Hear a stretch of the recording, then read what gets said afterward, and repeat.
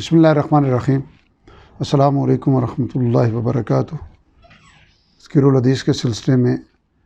معارف الحدیث کتاب الرقاق کی حدیث نمبر 16 کے ساتھ حاضر خدمت ہوں۔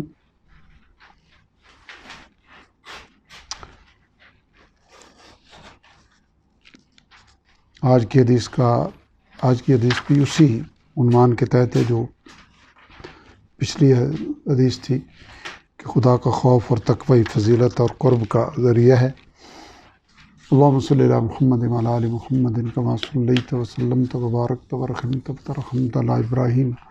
وعلی آل ابراہیم انک حمید مجید۔ حضرت معاذ بن جبل رضی اللہ تعالیٰ عنہ سے روایت ہے کہ رسول اللہ صلی اللہ علیہ وسلم نے جب ان کو یمن کے لیے قاضی یا عامل بنا کر روانہ فرمایا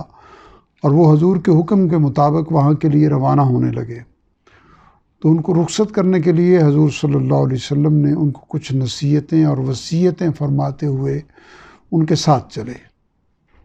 اس وقت حضرت معاذ تو حضور کے حکم سے اپنی سواری پر سوار تھے اور حضور خود ان کی سواری کے ساتھ نیچے پیدل چل رہے تھے۔ جب آپ ضروری نصیحتوں اور وصیتوں سے فارغ ہو چکے تو آخری بات آپ نے یہ فرمائی، اے معاذ، شاید میری زندگی کے اس سال کے بعد میری تمہاری ملاقات اب نہ ہو۔ گویا آپ نے ان کو اشارہ فرمایا کہ میری زندگی کا یہی آخری سال ہے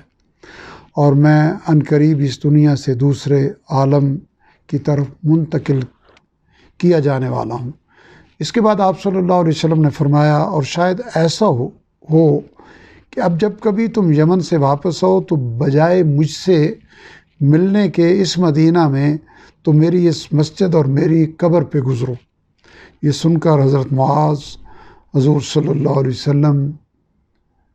کی وفات کے تصور اور آپ کے فراق کے صدمہ سے رونے لگے تو رسول اللہ صلی اللہ علیہ وسلم نے ان کی طرف سے منہ پھیر کر اور مدینہ کی طرف رخ کر کے فرمایا، مجھ سے بہت زیادہ قریب اور مجھ سے زیادہ تعلق رکھنے والے وہ سب بندے ہیں جو خدا سے ڈرتے ہیں اور تقوی والی زندگی گزارتے ہیں، وہ جو بھی ہوں اور جہاں کہیں بھی ہوں۔ اسے بھی معارف الحدیث نے مسند احمد کے حوالے سے نقل کیا ہے۔ تشریح میں فرماتے ہیں، حضور صلی اللہ علیہ وسلم کے اس آخری حصہ کا حضور صلی اللہ علیہ وسلم کے ارشاد کے اس آخری حصہ کا مطلب یہ ہے کہ اصل چیز روحانی تعلق اور قرب ہے، اور میرے ساتھ اس تعلق کا دار و مدار تقوی پر ہے۔ بس اگر اللہ تعالیٰ کا کوئی بندہ جسمانی طور پر مجھ سے کتنی ہی دور یمن میں یا دنیا کے کسی بھی حصہ میں ہو، لیکن اس کو خوف خدا اور تقوی نصیب ہو تو وہ مجھ سے قریب ہے اور گویا میرے ساتھ ہے۔ اور اس کے برعکس کوئی شخص ظاہری اور جسمانی طور پر میرے ساتھ ہو لیکن اس کا دل تقوی کی دولت سے خالی ہو تو اس ظاہری قرب کے باوجود وہ مجھ سے دور ہے اور میں اس سے دور ہوں۔ آپ صلی اللہ علیہ وسلم نے اس ارشاد کے ذریعے حضرت معاذ کو تسلی دی کہ اس ظاہری جدائی کا غم نہ کرو، جب خوف خدا اور تقوی تمہارے دل اور تمہاری روح کو نصیب ہے تو پھر تم یمن میں رہتے ہوئے بھی مجھ سے دور نہ ہوگے۔ اس کے علاوہ دنیا کی یہ زندگانی تو بس چند روزہ ہے، ہمیشہ رہنے کی جگہ تو دار آخرت ہے، اور وہاں اللہ کے سارے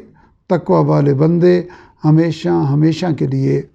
میرے ساتھ اور میرے قریب رہیں گے، اور پھر اس قرب و وصال کے بعد کسی فراق کا اندیشہ نہ ہوگا۔ اس آخری بات کے فرماتے وقت رسول اللہ صلی اللہ علیہ وسلم نے اپنا رخ غالباً اس لیے حضرت معاذ کی طرف سے پھیر کر مدینہ کی طرف کر لیا تھا کہ معاذ کے رونے سے غالباً آپ دیدہ ہو گئے تھے، اور آپ نے چاہا کہ معاذ آپ کے بہتے ہوئے آنسو نہ دیکھ لیں۔ نیز یہ بھی وجہ ہو سکتی ہے کہ اپنے ایک سچے محب کا رونا دیکھ کر آپ کا دل دکھتا ہو، اور اس لیے اس وقت آپ نے ان کی طرف سے منہ پھیر لیا۔ محبت و عقیدت کی دنیا میں اس طرح کے تجربے ہوتے ہی رہتے ہیں۔ حضرت معاذ کو رخصت کرتے وقت آپ نے ان کو تو حکم دے کر سواری پر سوار کرا دیا اور خود بات کرتے ہوئے پیدل نیچے چلتے رہے۔ اس میں کتنا بڑا سبق اور کیسا نمونہ ہے ان سب لوگوں کے لیے جو دینی حیثیت سے رسول اللہ صلی اللہ علیہ وسلم کے نائب سمجھے جاتے ہیں۔ اللہ تعالیٰ دنیا میں اپنا خوف اور تقوی ہمارے دلوں کو نصیب فرما کر رسول اللہ صلی اللہ علیہ وسلم کا وہ روحانی قرب اور آخرت میں آپ کی وہ رفاقت نصیب فرمائے جس کی بشارت حضور نے اس حدیث میں دی ہے۔ آمین۔ اللہم صلی علی محمد وعلی آل محمد کما صلیت علی ابراہیم وعلی آل ابراہیم انک حمید مجید وآخر دعوانا الحمد للہ رب العالمین۔